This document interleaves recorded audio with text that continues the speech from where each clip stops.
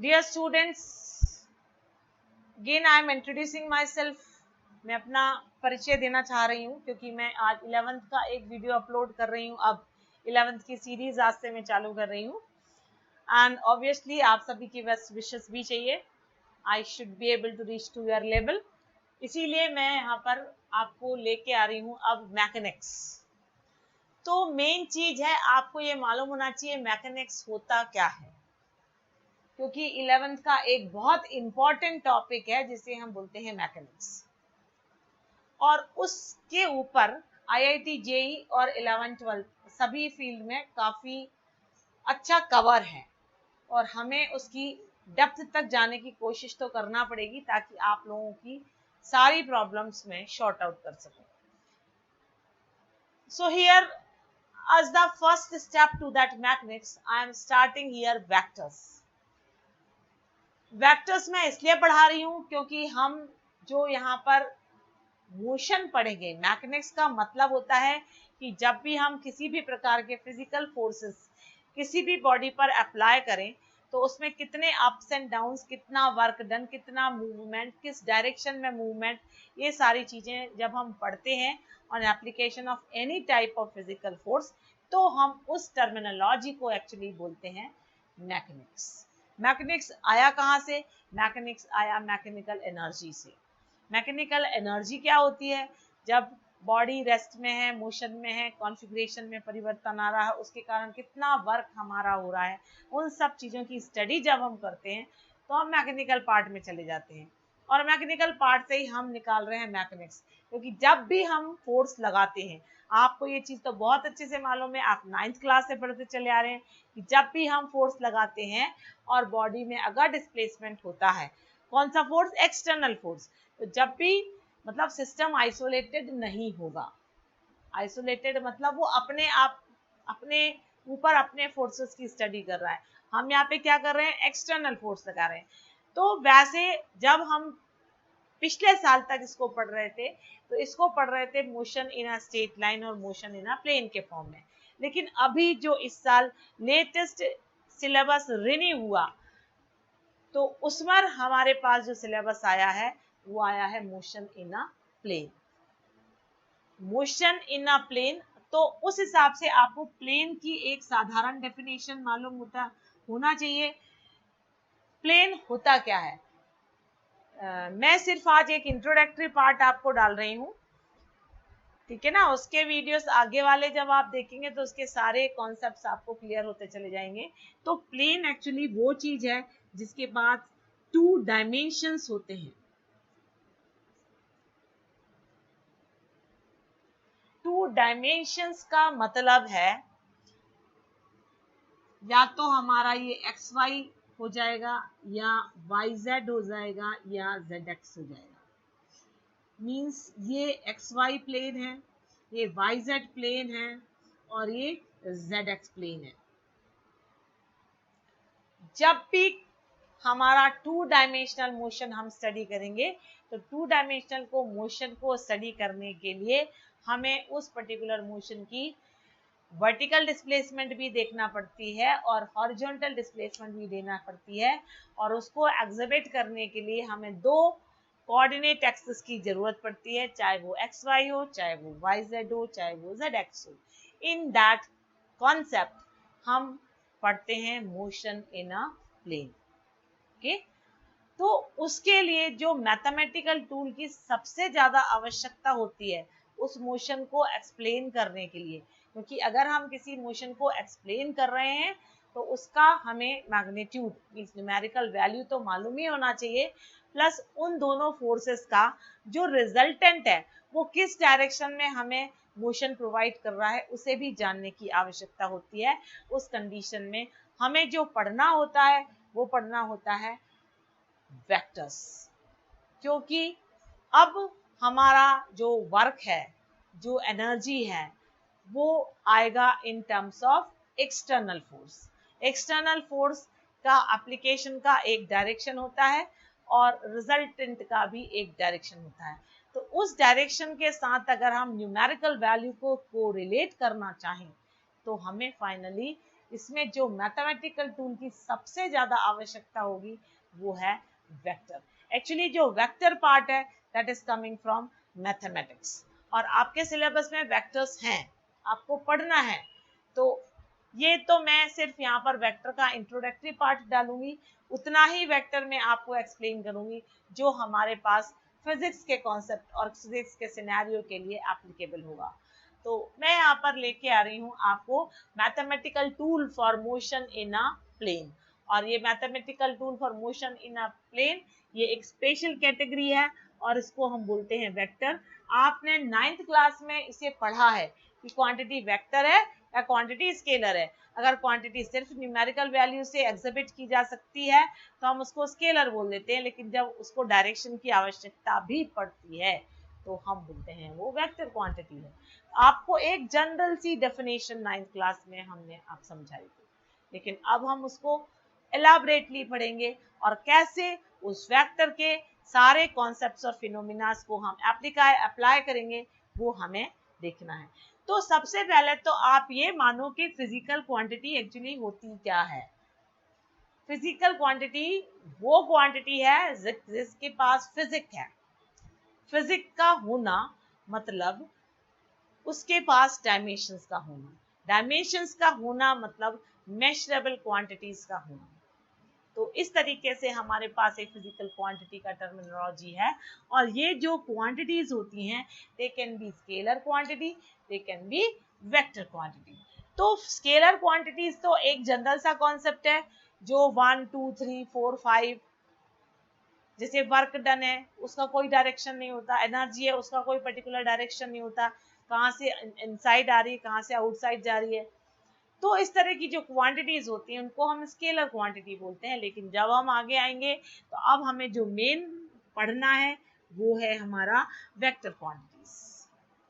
अब अगर vector quantity की हम कल्पना करें, इमेजिन करें, अज्यूम करें कि वेक्टर मतलब, तो उसकी हमें कैरेक्टरिस्टिक्स पता होना चाहिए।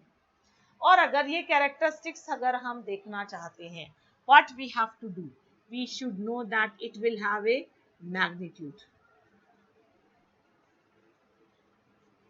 it will have a magnitude। अब ये मैग्नीट्यूड इसके पास है, मतलब मैग्नीट्यूड का मतलब आपको एक टेक्निकल टर्म है ये फिजिक्स के लैंग्वेज में, लेकिन एक्चुअली मैग्नीट्यूड का मतलब होता है न्यूमेरिक वैल्यू। न्यूमेरिकल वैल्यू का मतलब है 4 Newton force.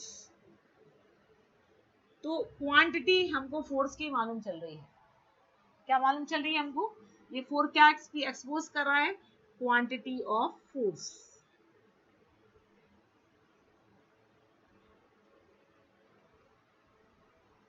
Quantity of force applied. तो जब भी हम क्वांटिटी ऑफ किसी भी चीज की क्वांटिटी का अगर हमें पता चलता है तो हम उसको बोलने लगते हैं वो उसका मैग्नीट्यूड है।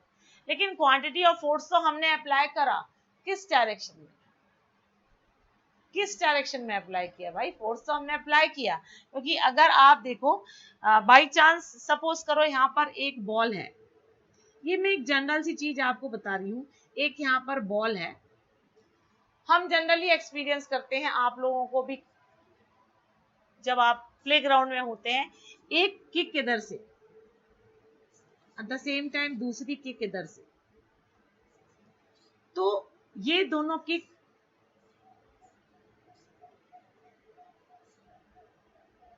इक्वल एंड अपोजिट तो है नहीं, क्योंकि same may be equal and opposite नहीं है, क्योंकि एक तो उनका लाइन ऑफ एक्शन अलग हो गया है, दूसरा दो अलग अलग स्टूडेंट्स ने इस पे किक मारी है तो उनका फोर्स भी अलग अलग होगा।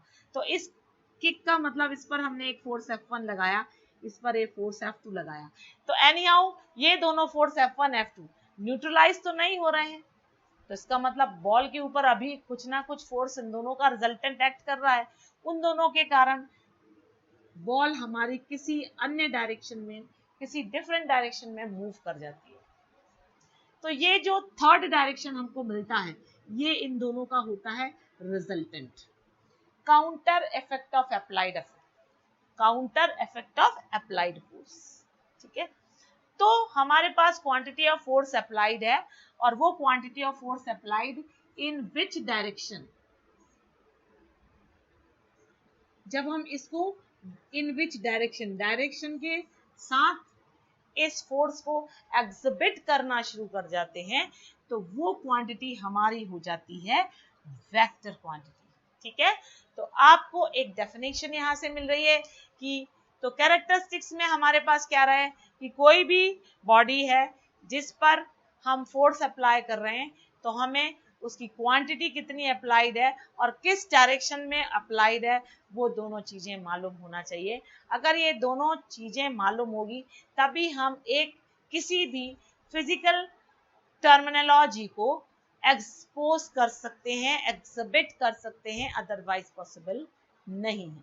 तो अब हम फाइनली आ जाएंगे, what is specific about vector, means the specific about vector quantity का मतलब ये है कि इसके पास एक न्यूमेरिकल वैल्यू का होना जरूरी है,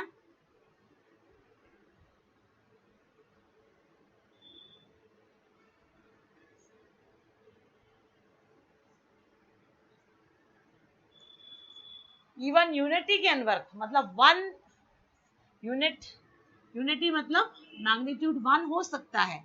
दूसरी चीज इसके पास जो होने की जरूरत है वो है इसका डायरेक्शन अप्लाइड और रिजल्टेंट डायरेक्शन ऑब्टेन्ड, है ना। तो इसके पास एक, लेकिन क्या ये दो क्वांटिटी सफिशिएंट है एक वेक्टर को नोटिफाई करने के लिए? नहीं, क्योंकि हमको एक और कॉन्सेप्ट इसके लिए क्लियर होना चाहिए, और वो कॉन्सेप्ट इस पर जो क्लियर है वो कॉन्सेप्ट एक्चुअली है हमारा vector laws of addition, subtraction and multiplication।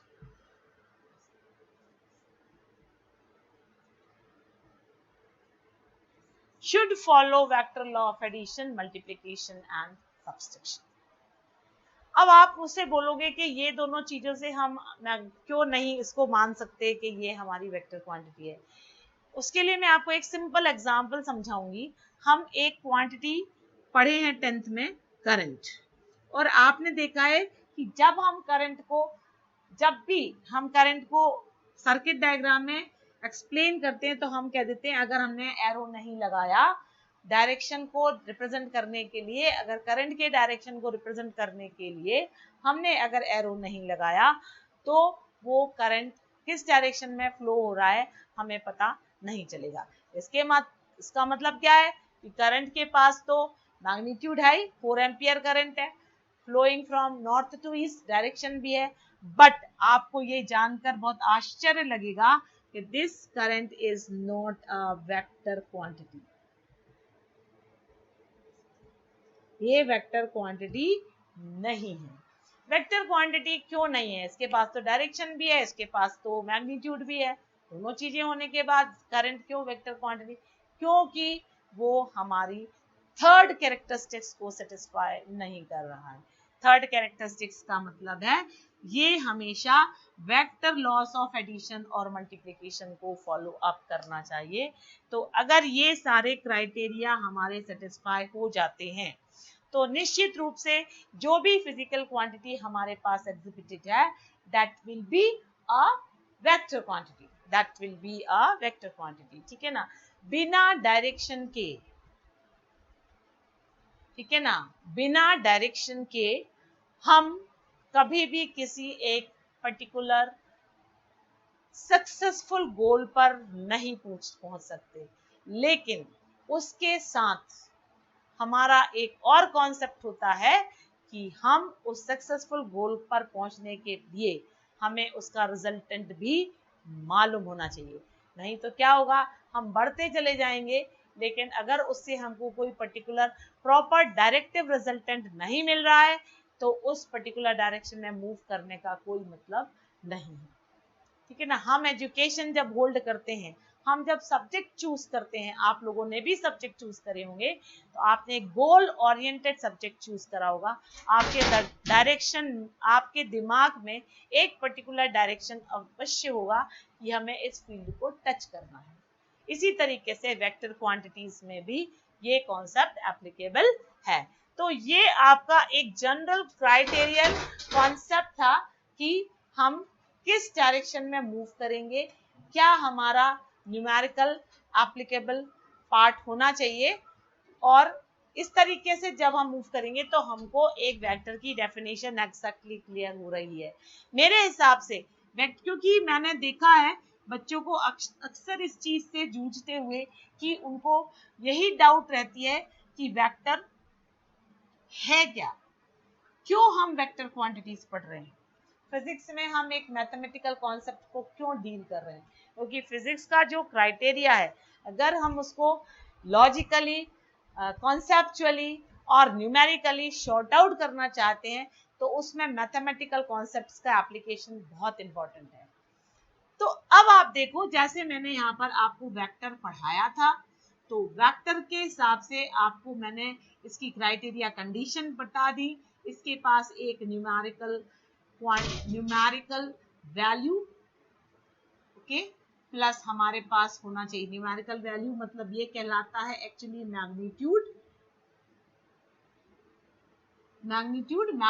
के बाद हमारे पास डायरेक्शन होना चाहिए, डायरेक्शन के बाद हमारे पास loss to be utilised for mathematical process.